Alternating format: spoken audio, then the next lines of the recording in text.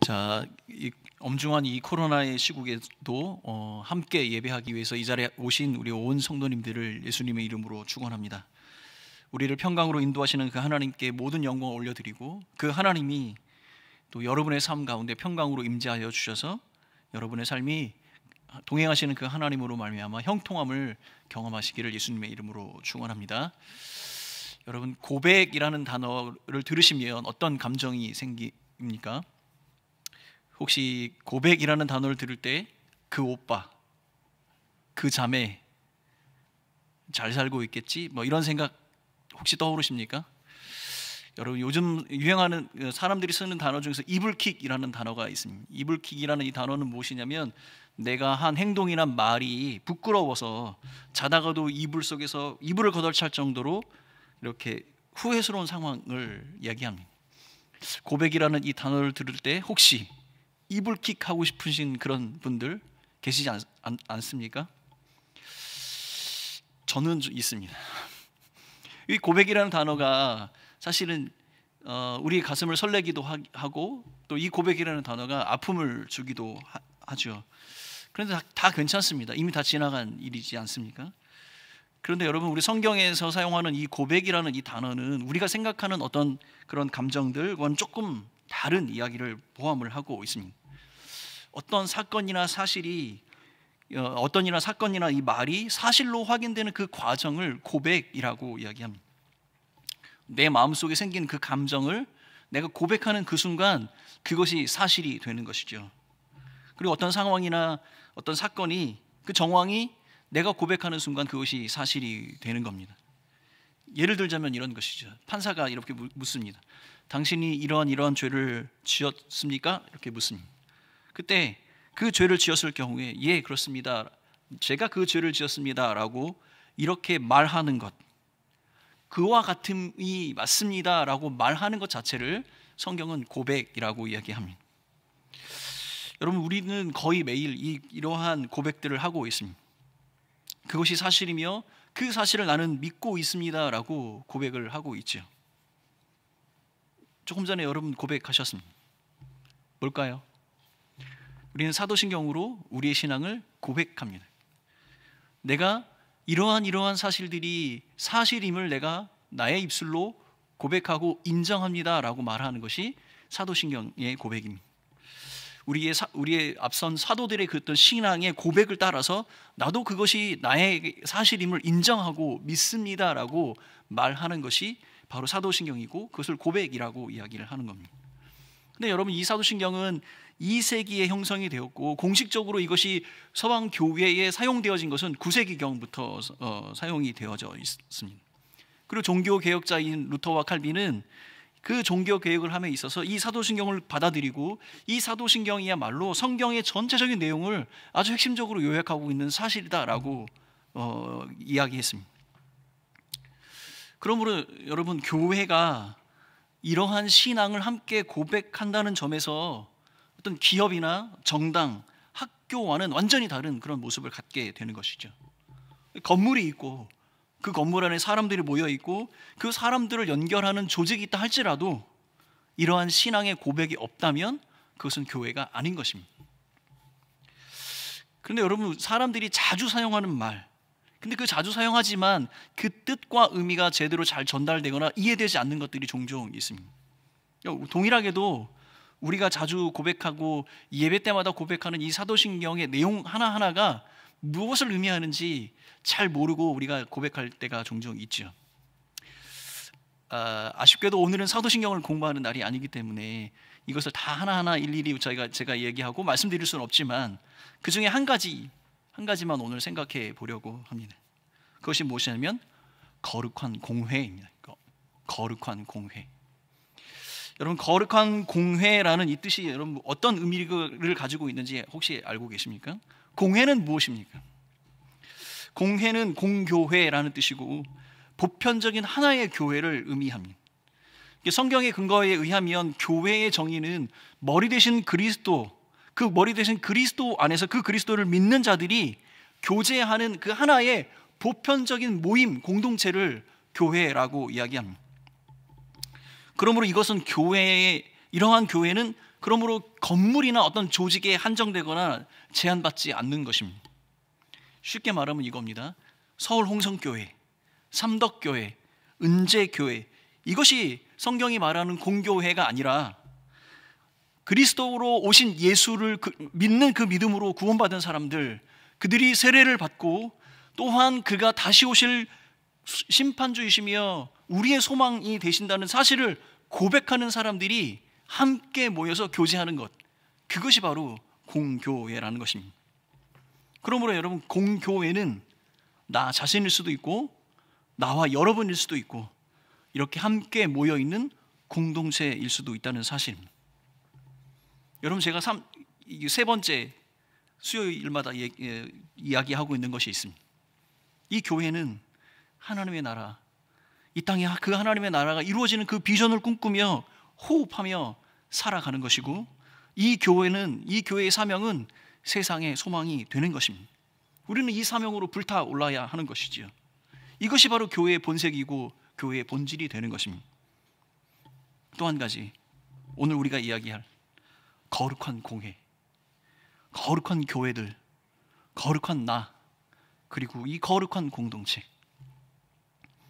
우리는 여러분 매일 예배를 드리면서 우리의 고백으로 교회가 거룩해지기를 간절히 소원하는 마음으로 살아가고 있습니다. 그런데 여러분, 이 고백에 앞서서 적어도 세 가지 질문에 확실하게 답할 수 있어야 이 고백의 진실성을 우리가 담아낼 수 있을 것 같습니다. 그 첫 번째 질문은, 과연 우리가 추구하는 교회의 거룩은 무엇인가? 두 번째는, 그럼 이 교회의 거룩을 어떻게 우리가 이루어낼 것인가? 세 번째는, 우리 공동체, 그 공동체 안에 있는 나, 그리고 이 세상의 교회들은 과연 거룩할 수 있는가? 첫 번째로 여러분, 우리가 함께 생각하고 살펴보아야 할 것은 거룩한 교회, 그 거룩한 교회는 무엇을 의미하는가입니다. 여러분, 성경에서 사용하는 이 거룩이라는 이 단어의 의미는 분리되어 있음을 포함을 하고 있습니다. 우리 교회의 출발은요, 세상으로부터 분리되어 부름받은 사람들의 모임에서부터 출발을 하고 있는 겁니다. 그러므로 교회는 언제나 세상으로부터 분리되어 있어야 한다는 의미입니다. 이것은 여러분, 교회가 품고 있는 근본적인 그 교회의 탄생, 교회가 만들어지는 그 의미, 교회의 사명, 그 목적이 이 세상과는 완전히 분리되어 있어야 한다는 것을 포함하고 있는 겁니다. 레위기 11장 45절 말씀, 우리 같이 한 목소리로 함께 읽어보도록 하겠습니다. 레위기 11장 45절 같이 읽겠습니다. 시작. 나는 너희의 하나님이 되려고 너희를 애굽 땅에서 인도하여 낸 여호와라. 내가 거룩하니 너희도 거룩할지어다. 여러분, 이스라엘 백성들이 광야에서 출애굽해서 그 400년간의 종살이를 벗어나 광야에서 자유의 삶들을 살게 되었지만, 그들은 또한 그것을 고통이라고 생각을 했습니다. 자신이 가지고 있었던 땅을 떠나야 했었고, 그 애굽과 분리되는 것이 두려웠습니다. 그 분리되는 것이 마치 죽음과 같은 큰 고통을 그들에게 안겨 주었습니다. 그래서 그들은 스스로 고백을 하며 노예로 살아도 괜찮겠다. 근데 그런 반면에 그러한 백성들을 바라보고 계신 하나님께서는 내가 너희의 하나님이 되려고 한다. 나는 그들과 너희들이 원하는 그 세상과 완전히 구별된 여호와다. 내가 이렇게 구별된 것처럼 너희도 이제 완전한 구별, 분리되어야 한다라고 말하고 있는 거죠. 여러분, 교회가 거룩하다라는 의미는 바로 이와 같이 세상과 완전히 분리되고 구별된 것을 의미하는 것입니다. 여러분, 미국의 개신교도들 중에서 아미쉬라는 사람들이 있습니다. 이 아미쉬라는 사람들은 무엇이냐면, 현재도 대부분이 외부와의 문화적인 교류를 단절하고 그들만의 삶의 방식으로 집단적으로 모여서 살고 있습니다. 전화도, 컴퓨터도, 심지어는 전기마저도 사용하지 않는 사람들도 있습니다. 오로지 검소하고 청렴하게 살아가는 것, 하나님의 말씀을 읽고 노동하며 살아가는 것 그 자체가 하나님을 따르는 가장 올바른 삶의 방식이다라고 생각하며 그렇게 살고 있습니다. 근데 여러분, 저는 어떤 특정 종파나 사람들을 비방하려고 하는 그 의도로 지금 말하고 있는 것이 아닙니다. 자, 교회가 거룩하다는 의미가 지금 이렇게 과연 아미시들과 같이 이 세상과 완전한 단절된 삶을 살아가는 것을 의미하는 것일까요? 이것이 성경이 말하는 분리된 삶, 단절된 삶, 완전히 구별된 삶에 대한 의미를 이렇게 표현하는 것일까요? 자, 우리가 예수님께서 우리에게 가르쳐 주신 그 가르침을 조금 더 깊이 있게 생각해 보면 이 세상과의 분리, 구별이 어떤 의미인지 우리는 조금 더 쉽게 이해할 수 있을 것 같습니다. 여러분, 유대가 멸망한 이후에 유대 사람들은 이제 제사도 없고 성전도 없으며 제사장도 없는 그런 시대를 살아가게 되었습니다. 그럼에도 불구하고 하나님의 율법의 그 가르침대로 어떻게 살 수 있을까라고 생각하며 다양한 해석들을 내놓게 됩니다. 그런데 유대 백성들은 정치적으로, 사회 문화적으로 자신들의 전통만을 고수하며 살 수가 없는 그런 상태에 빠져 있습니다. 왜냐하면 외세의 침입을 받고 그들의 다스림을 받고 있기 때문에 자신들만의 어떤 종교적인, 사회적인, 문화적인 것을 고수하고 지켜내며 살 수가 없는 상태에 빠지게 된 것이죠. 그런 상황 속에서 자신들 스스로를 분리해내고 구분하고자 노력했던 사람들이 있습니다. 그들이 바로 바리새인들입니다. 바리새인들은 그 이름 자체가 분리입니다. 히브리어로 분리시키다, 격리시키다, 고립시키다라는 페루시라는 이 단어에서 그들의 이름이 유래가 되었습니다. 예수님 당시에 약 6,000명 정도의 사람이 바리새파의 어떤 큰 종파를 이루고 살았습니다. 예수님의 평가와는 다르게 그 당시 사람들은 이 사람들을 지지하고 많은 사람들이 그들의 영향을 받았습니다. 바리새파 사람들이 지지를 받았던 이유는 외세의 통치 세력과 그와 결탁된 반유대, 반종교적인 세력에 대항을 했기 때문입니다. 그들은 정치적인 야욕보다는 하나님의 거룩한 공동체를 이루기 위해서 모든 불결한 것을 제거하고 경건한 삶을 살아야 한다, 율법을 지키며 그 경건을 유지해야 한다라고 생각했던 사람들이죠. 바리새파 사람들이 중요하게 여겼던 그 율법 중에 하나가 바로 안식일법, 음식법, 정결법입니다. 여기에서 예수님과 충돌이 일어나는 거죠. 안식일에 병자를 고치는 것과 손을 씻지 않고 음식을 먹는 것, 정결에 대한 생각이 다른 것. 그런 대부분의 사람들은 그들의 삶이 고결하고 또 하나님의 율법을 지켜내기 위해서 애쓰고 힘쓰고 있으며 세상과 분리된 삶들을 살아가고 있다라고 생각했습니다. 그런데 예수님은 그들에 대해서 아주 혹독하게, 가혹하게 평가를 하셨죠. 예수님 그들에게 화 있을진저, 저주를 퍼부었습니다. 눈이 멀었다고 얘기합니다. 외식하고 불법이 가득하다고 말씀하셨습니다. 오히려 너희들이 그 율법을 지키려고 그렇게 노력하지만 그 율법의 정신을 잃어버렸다라고 말씀을 하고 있습니다. 누가복음 11장 42절 말씀, 우리 같이 한 목소리로 읽겠습니다. 누가복음 11장 42절 말씀입니다. 시작. 화 있을진저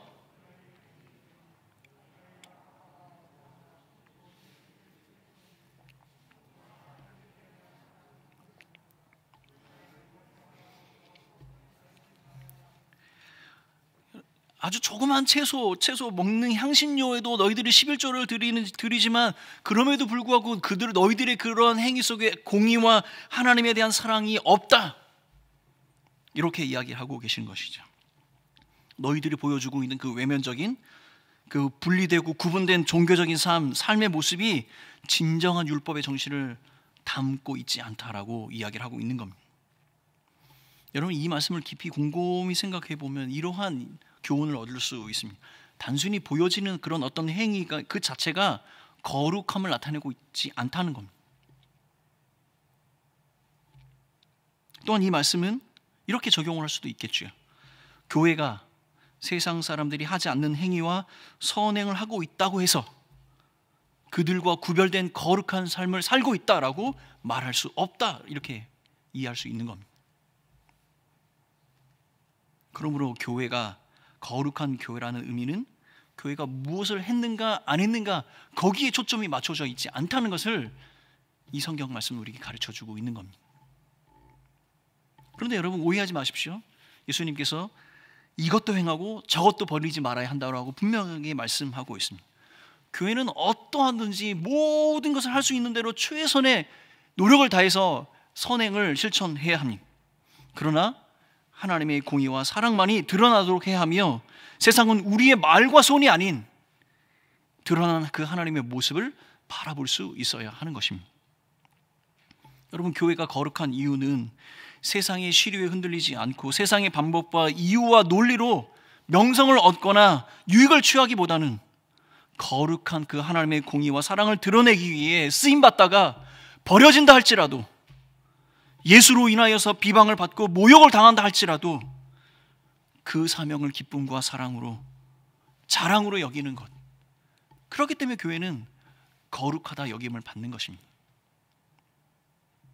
여러분, 교회의 명성과 칭찬이 아닌, 나의 이름이 아닌 오직 율법의 본질이신 그 하나님의 영광만이 온전히 드러날 때, 그 드러난 모습으로 말미암아 사람들이 그것이 거룩하다 여길 때 바로 교회는 거룩하게 되는 것입니다. 오직 그분, 드러난 그분 한 분만이 거룩하시기 때문입니다. 그러면 우리가 한 가지 고민해 볼 필요가 있겠습니다. 그럼 우리는 어떻게 해야 합니까? 여기서 두 번째 질문을 우리가 생각해 볼 필요가 있겠죠. 교회는 어떻게 거룩해지는 것일까요? 교회는 어떻게 거룩해지는 것일까요?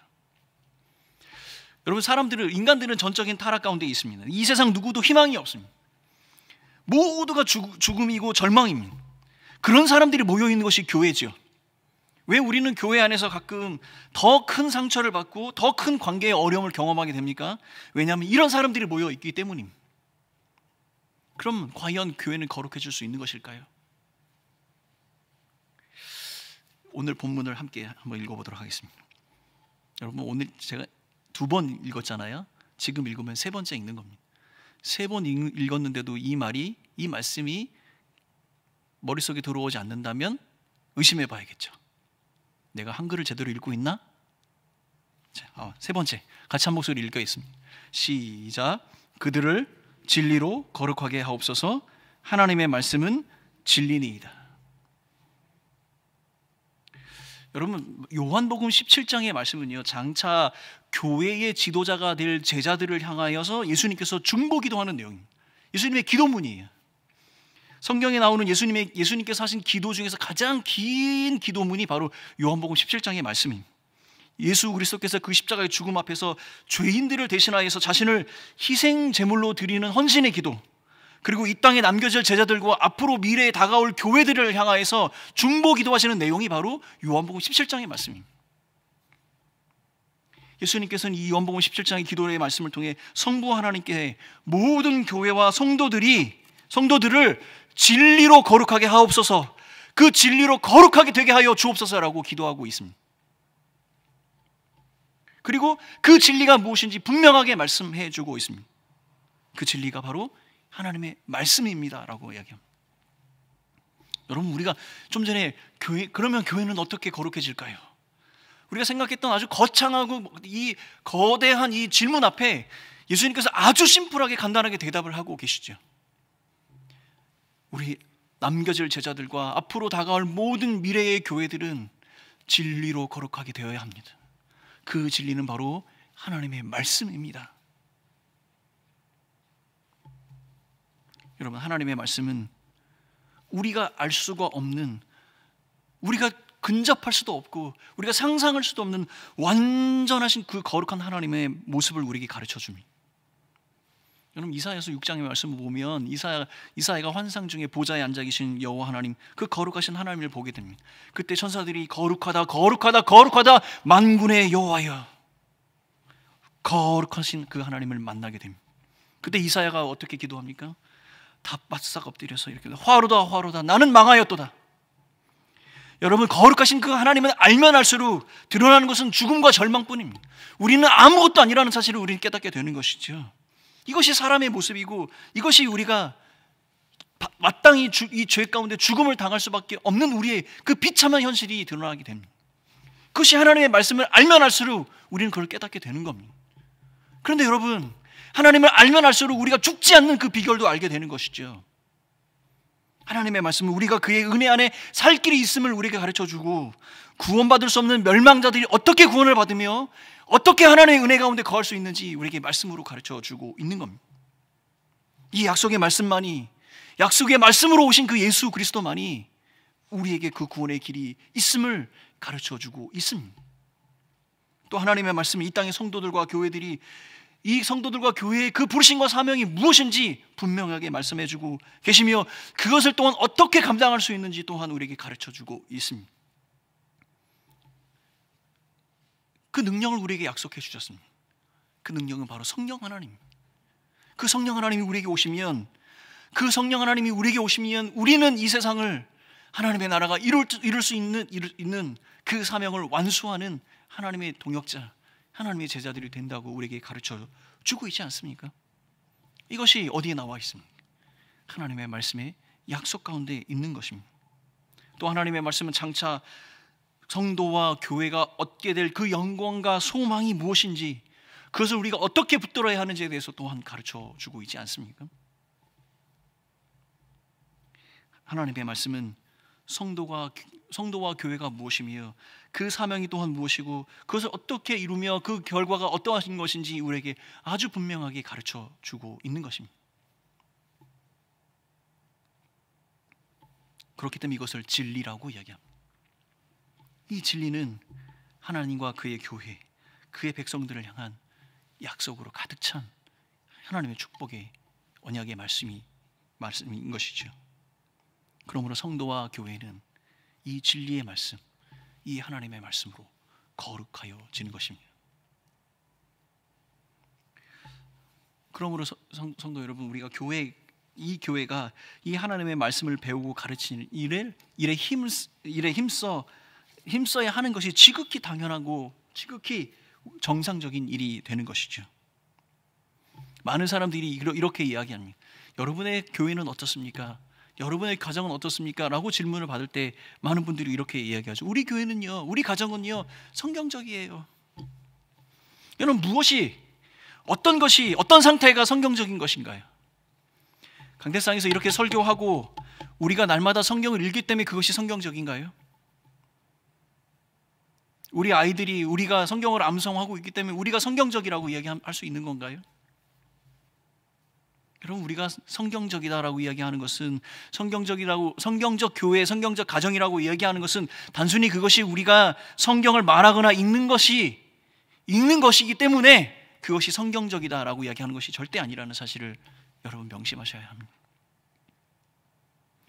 여러분, 우리 선포하고 읽고 묵상하는 그 말씀이 이 강대상과 이 교회 건물에 나와서 우리 각자의 삶에 들어와야 하는 것입니다.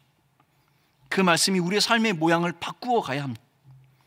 그리고 하나님의 모든 능력이 말씀으로 우리에게 부어짐을 경험하며 우리가 이 세상을 변화시킬 수 있다는 그런 충만한 사명감, 그 충만한 그 은혜 가운데 거하는 것이 바로 성경적인 것이고, 교회가 선 자리, 성도가 서 있는 그곳이 하나님의 나라가 되는 것, 그것이 바로 말씀이 우리를 이끌어가고 그 말씀이 우리를 거룩하게 하는 그것을 경험하게 되는 것입니다.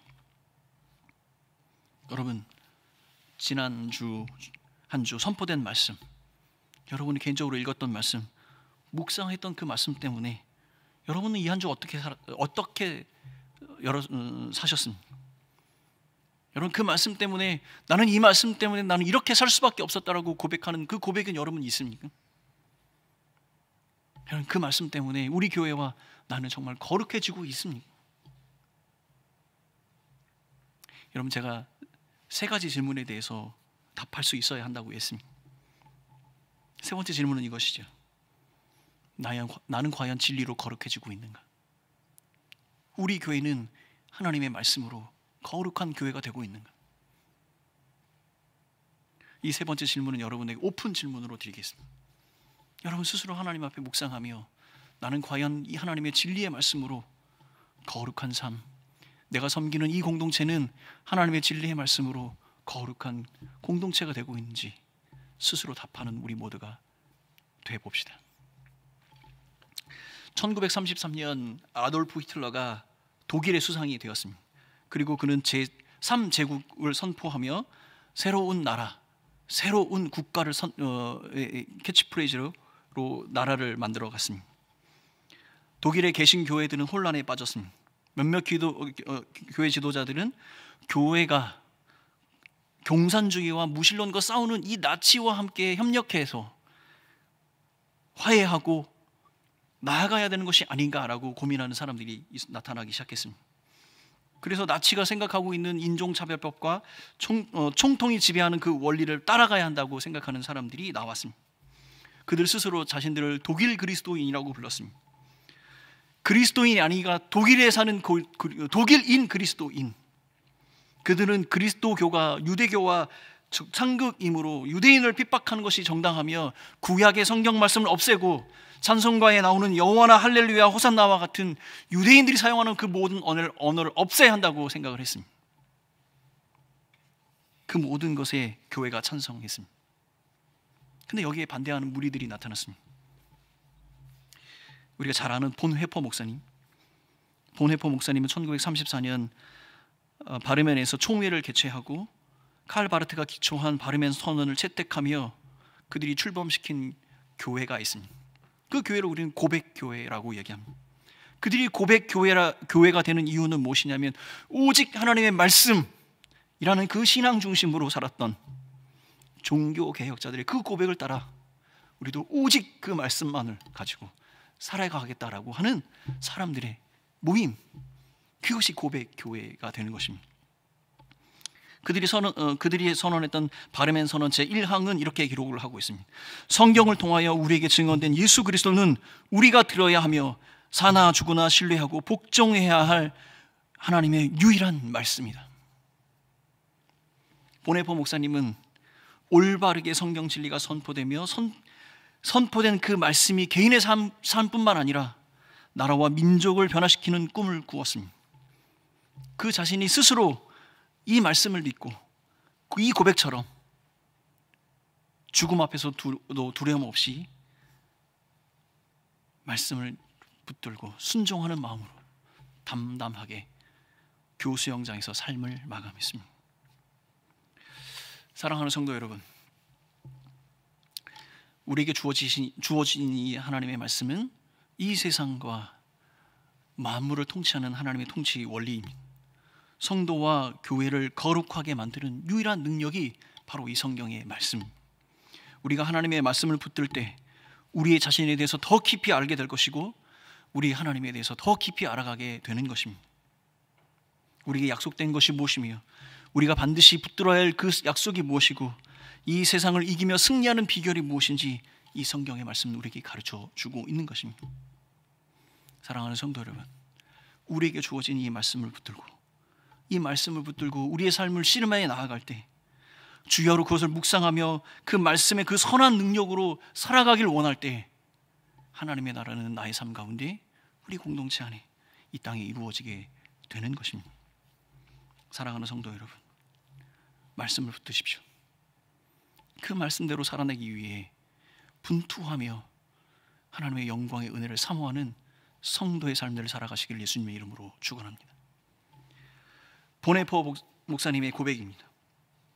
나는 성경을 아침에도 읽고 저녁에도 읽었으며 낮에도 읽었다. 한 주를 위해 뽑은 구절을 날마다 묵상하고 그 구절에 푹 잠겨 그것이 뭐라고 말하는지 들으려고 애썼다. 그리고 마지막에 이렇게 썼습니다.